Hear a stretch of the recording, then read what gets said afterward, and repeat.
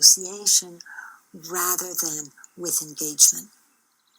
And they cut off emotion. They cut off the terror. They cut off the anger. They cut off the sadness. And of course, this leads to a situation of dissociation where they lose much of themselves. In the end, I just shut down. I would leave the house. We had a big yard that went up a hill behind the house. I would sit there for hours and hours. I didn't want to be in the house, but I needed to know what was happening, just in case. It was around that time that I started cutting. Another message that clearly gets inside these kids is that they are at fault. They don't want to blame the parent. The parent is the person who's to protect them. So they blame themselves. It's easier.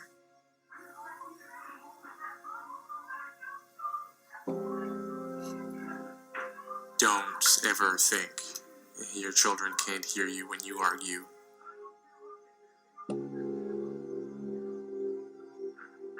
I always knew. Parents really want the child not to be part of it. But the problem is, the child is.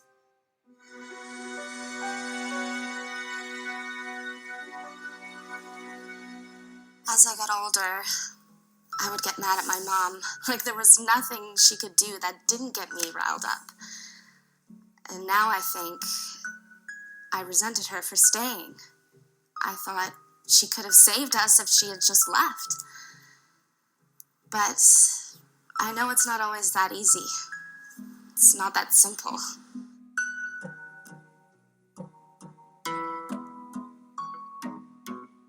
While they're in the violent situation, they need to acknowledge. They need to acknowledge the child's fright. They need to acknowledge that there are problems. Chris, I know it's frightening when we fight. I know you don't like it when Daddy and I fight.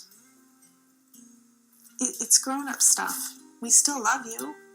If they don't, then they are teaching the child to not deal with the world.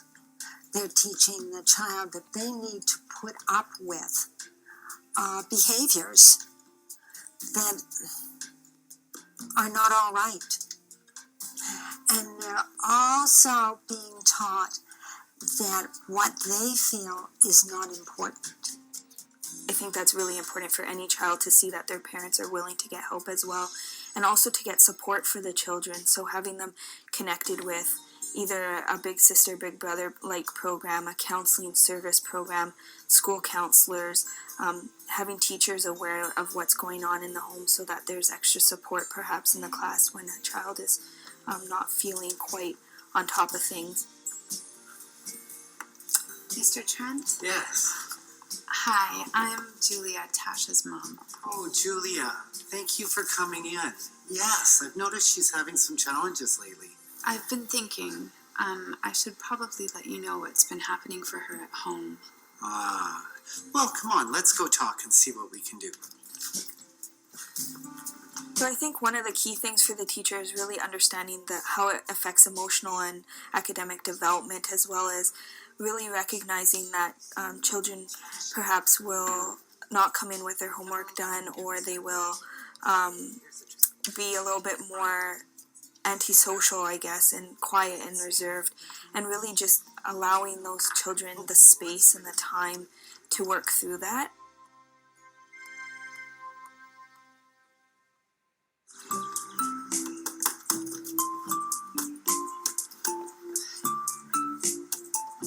When the child, the family, is out of the abusive setting, very important to talk about emotions. For many of these children, just to survive during those early years, they have had to block off emotions. Indeed, for the parent that they may still be with, that parent has had to block off emotions. And usually it'll be the negative ones that they block off, they don't want to talk about. Well, this means that they never learn about anger, which is safe, fear, which is safe because it can be solved, sadness, which is safe because one can come out of it. It is important for the parent, therefore, to talk about their own emotions, not to put it on the child, but just to talk about, this is the way I'm feeling and this is what I'm going to do. I'm going to call a friend and talk. So that the children learn healthy ways to deal with emotions. I have coffee. I'm so glad you're here. I miss you. Thank you so much for talking with me. You bet. So what's going on? Just never expected that this is how my life would go. I never thought that I'd be here. Oh, that must be so hard, Jasmine. I'm sorry. It seems so unfair to them. No, I think you did the right thing. You've given your kids a future without yelling and violence. It's what they deserve. Yeah, well, over the past few months, both children have witnessed things I'm ashamed of, and I'll do anything to wipe their minds of all that, but I know I can't. So, if there's any advice that I can follow to try to amend what I've done, I certainly look for that. So if a young child is missing their father or mother, then having a grandmother or grandfather to replace that relationship so that they learn what a positive support system is like is incredibly important. With individuals that experience some sort of trauma, there's concern around trust and concern around support. And so by connecting with others that are either a part of your family or friends that become part of your family, you start to learn how to rebuild trust and trust in others as well as trust in yourself to make positive choices in the relationships you build. I remember my grandfather would let me help him pick the vegetables. I liked hanging out with him. He was a big man, but he talked quietly. He was calm. I like that.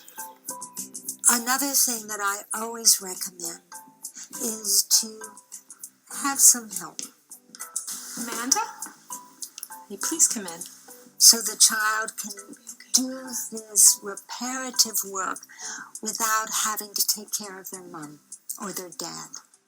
Something that will allow them to express their emotions in a healthy manner and feel like they're being heard and being understood is really critical as children work through the process. How was it for you when they were fighting all the time? They didn't notice me. No, you felt kind of forgotten? Trauma is held primarily in our right hemisphere. And our right hemisphere does not have past, present, and future. It processes simultaneously, not sequentially.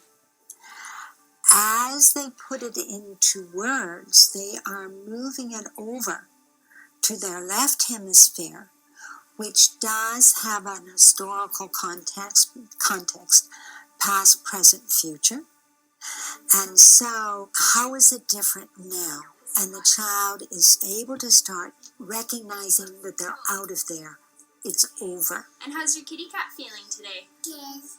But what about this highly activated system that I spoke of? It needs to have those soothing, self-regulating parts of the brain that didn't have a chance to develop because of all the turmoil in the home, it needs to have them develop movement, slow, synchronized, rhythmic movement. Just like we do with babies to calm them. We pick them up and we walk with them. We rock with them. Often with ourselves to calm ourselves, we will walk. Breathing. And I had them blow bubbles. I had them use a little windmill to blow because that slows down the system. Music. Music is soothing.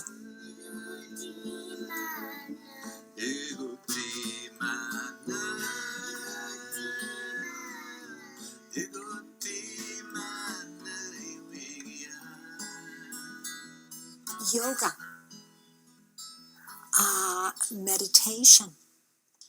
As the child attends to the self, there is more self-awareness, and that ability to calm increases. Sometimes it's hard when we recognize that the situation that we've placed our children in wasn't a positive one. Children are resilient and they will develop with support and love. It's important to really just support them through the feelings and the understandings that they have, to remind them of their positive attributes, to remind them of that you love them and that you always will love them. So you got a goal. The other team was having a breakaway, Yeah? but at least I did get it in. Good job. Yeah. Are you excited for the next game?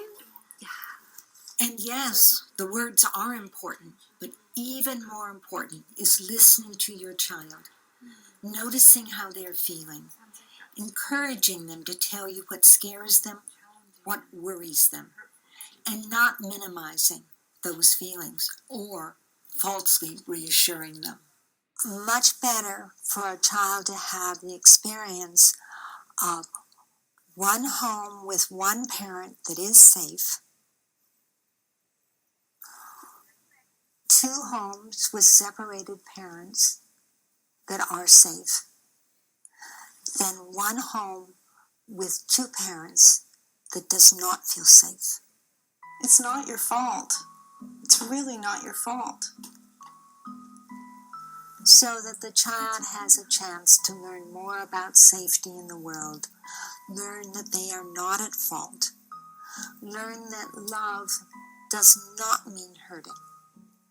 This is the only way we are going to stop the intergenerational cycle of domestic abuse.